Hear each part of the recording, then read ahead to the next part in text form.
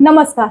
विपक्षी एकता की दिशा में एक अच्छी खबर आ रही है कि दिल्ली की आम आदमी पार्टी सरकार के अधिकार कम करने के केंद्र की मोदी सरकार के अध्यादेश के खिलाफ लड़ाई में अरविंद केजरीवाल को कांग्रेस पार्टी का साथ मिल गया है। यह बिहार के मुख्यमंत्री नीतीश कुमार के प्रयासों का नतीजा है। आम आदमी पार्टी को दिल्ली के अफसरों के ट्रांसफर पोस्टिंग को लेकर केंद्र के अध्यादेश के मुद्दे पर कांग्रेस का समर्थन इसलिए मिला क्योंकि बिहार के मुख्यमंत्री नीतीश कुमार ने कांग्रेस अध्यक्ष मल्लिकार्जुन खड़गे और राहुल गांधी से मुलाकात कर उन्हें इसके लिए मनाया है। कांग्रेस नेता के.सी. वेणुगोपाल ने इसकी पुष्टि करते हुए कहा कि कांग्रेस अध्यादेश के खिलाफ आम आदमी पार्टी का समर्थन करेगी और संसद में अध्यादेश का विरोध करेगी। केंद्र सरकार यह अध्यादेश सुप्रीम कोर्ट के उस आदेश के बाद लाई है जिसमें कहा गया था कि चुनी हुई सरकार ही दिल्ली की बॉस है। उपराज्यपाल को सरकार की सलाह पर कम करना चाहिए। इसके पहले नीतीश कुमार भी कह चुके हैं कि वो अध्यादेश के विरोध में हैं और आम आदमी पार्टी का समर्थन करेंगे। सुप्रीम कोर्ट का फैसला हुआ, बहुत अच्छा लगा और हम लोग तो देखते ही रहे। अब उसके बाद जो कुछ भी करने की कोशिश हो रही है केंद्र सरकार के द्वारा, ये तो एक विचित्र बात है। अब आप जरा संविधान को देख लीजिए, क्या अधिकार है।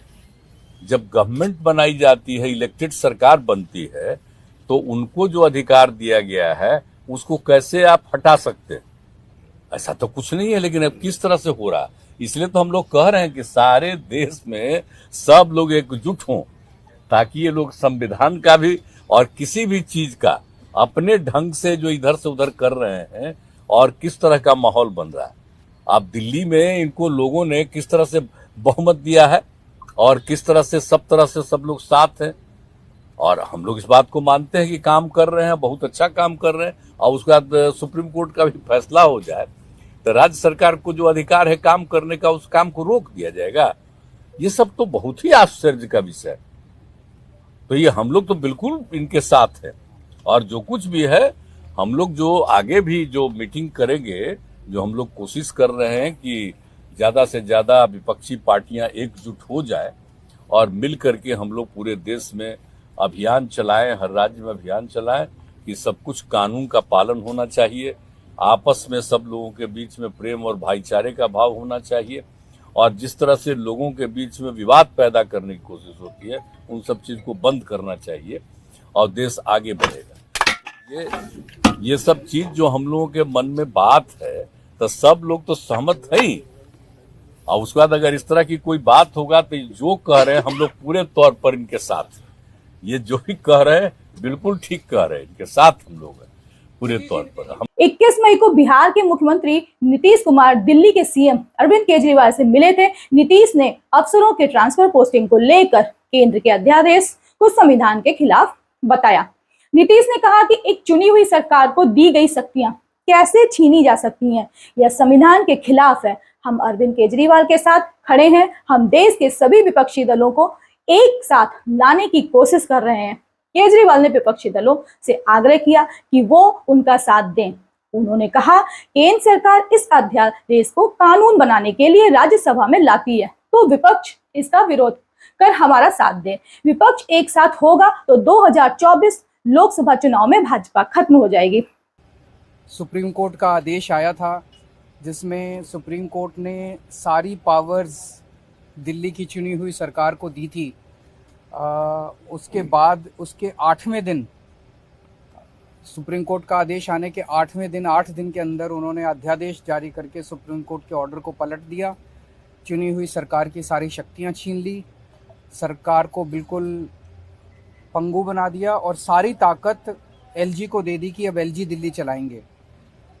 5-0 से जजमेंट आया था, पांचों जजों ने, संविधान पीठ ने जजमेंट दिया था, उस जजमेंट को पलट दिया 8 दिन के अंदर। ये संविधान के खिलाफ है। उसके बारे में नीतीश जी आज आए थे और उनसे काफ़ी डिटेल में चर्चा हुई। उन्होंने पूरी तरह से समर्थन जाहिर किया कि ये वो हमारे साथ हैं, दिल्ली के लोगों के साथ हैं और दिल्ली के साथ जो अन्याय किया है केंद्र सरकार ने, उन्होंने कहा कि इसका मिलके लड़ेंगे। और मैंने उनसे निवेदन किया, अभी वो पूरे देश के अंदर विपक्ष को एकत्रित करने में जुड़े हुए हैं। मैंने उनसे निवेदन किया कि अगर सारा विपक्ष इकट्ठा हो जाता है, नॉन बीजेपी सारी पार्टियां इकट्ठी हो जाती हैं, तो एक तरह से राज्यसभा के अंदर अगर ये इसको बिल के रूप में लेके आते हैं तो इसको बिल के रूप में हराया जा सकता है राज्यसभा के अंदर।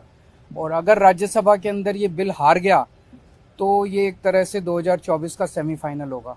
फिर एक मैसेज चला जाएगा पूरे देश के अंदर। ये बिल अगर हार जाता है तो मैसेज पूरे देश में जाएगा। उन्होंने कहा कि इस अध्यादेश के विरोध में वे देश भर की विपक्षी पार्टियों से मिलकर समर्थन मांगेंगे।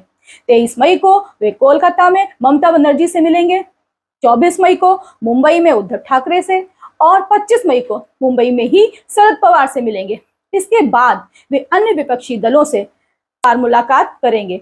इससे समझा जा सकता है कि जब केजरीवाल पर संकट आता है तो उन्हें महात्मा गांधी और उनकी पार्टी कांग्रेस याद आती है।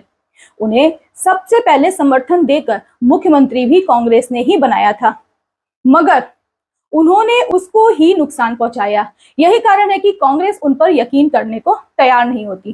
पंजाब में सरकार बनते ही आम आदमी पार्टी की सरकार ने सबसे अधिक टारगेट कांग्रेस के नेताओं को ही किया। शीला दीक्षित को बदनाम करके सत्ता हासिल की। अभी जब विपक्षी एकता की बात चल रही थी तब भी आम आदमी पार्टी ने कर्नाटक में 209 प्रत्याशी उतारकर कांग्रेस के खिलाफ अभियान चलाया। यही वजह है कि राहुल गांधी उन पर यकीन करने को तैयार नहीं थे, मगर नीतीश कुमार के कारण उन्हें समर्थन देने का फैसला किया है।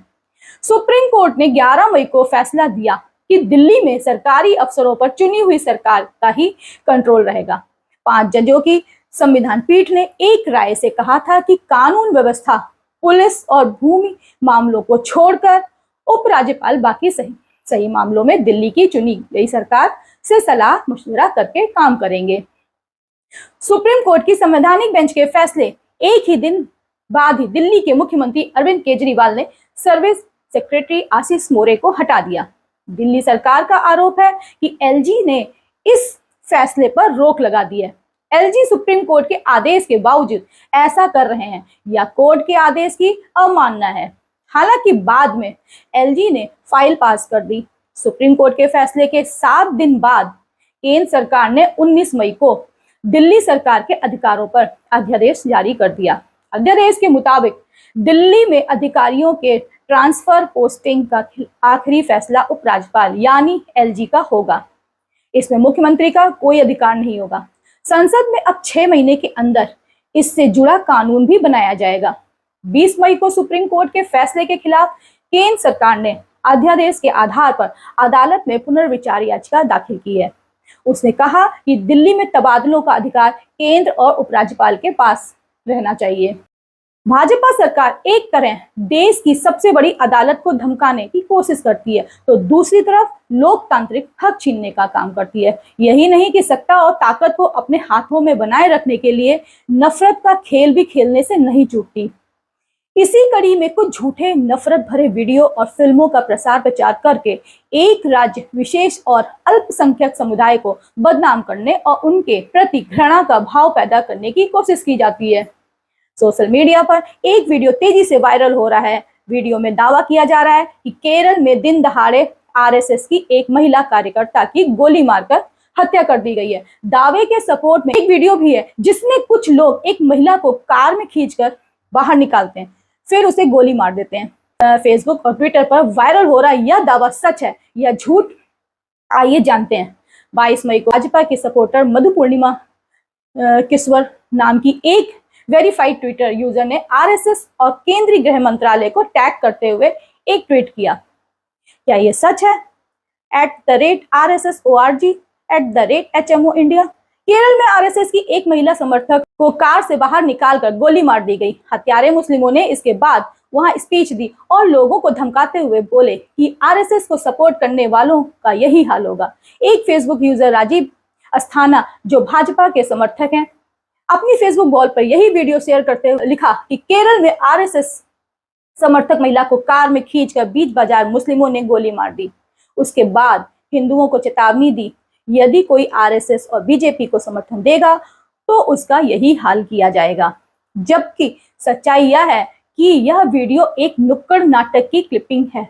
इस नुक्कड़ नाटक को democratic youth federation of India ने मलप्पुरम में आयोजित किया था। नुक्कड़ नाटक के जरिए पत्रकार गौरी लंकेश की हत्या किस प्रकार की गई यह दर्शाया जा रहा था। पड़ताल में पता चला है कि 1 अक्टूबर 2017 को हिंदुस्तान टाइम्स और 13 सितंबर 2017 को आउटलुक इंडिया में यह खबर छपी थी। इससे प्रमाणित होता है कि केरल में मुस्लिमों द्वारा हिंदू महिला की गोली मारकर हत्या का वीडियो फेक है और यह एक नुक्कड़ नाटक का हिस्सा था।